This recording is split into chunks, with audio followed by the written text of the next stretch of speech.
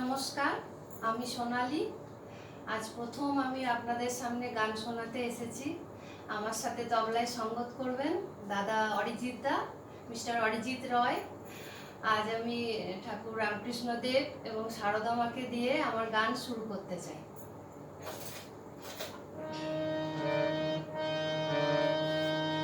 শারদ